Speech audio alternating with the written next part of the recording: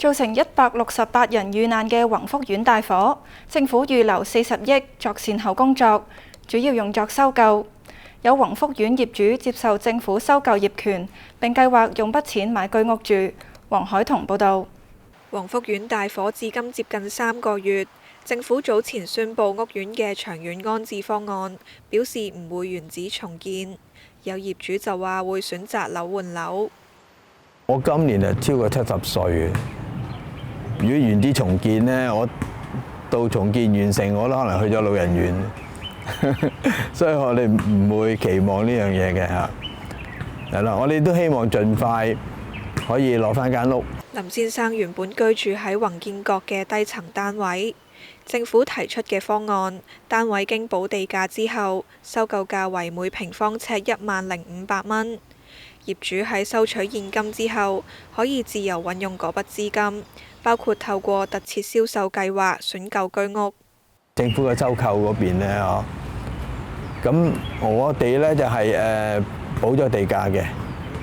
咁以我哋嗰個實用面積呢，嗰個收購價有10500啦。咁如果我哋樓換樓嘅話呢，我會揀翻大約係6000零蚊一尺啊，或者唔超過7000蚊一尺嘅居屋啦。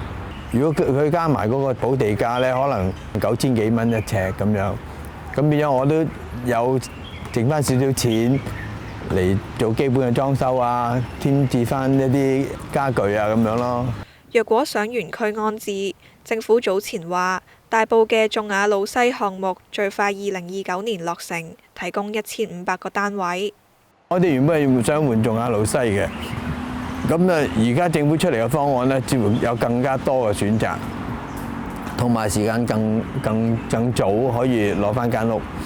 咁我哋即係會睇睇政府俾出嚟嗰個推出嚟嘅公屋單位啊，有邊啲我哋覺得合適嘅，我哋就會攞咗先嘅。政府就表示，無論選擇邊一個選項，業主都需要喺8月31號或之前作出決定。另外，預算案提出為減低樓宇維修工程嘅圍標風險，陳茂波建議向市建局撥款共3億，喺下半年推出加強版招標妥。市建局會提供資助，鼓勵業主善用招標妥嘅收費服務，同時預留30億，為樓宇更新大行動2.0制定全新資助計劃。廣播新聞網記者黃海彤報導。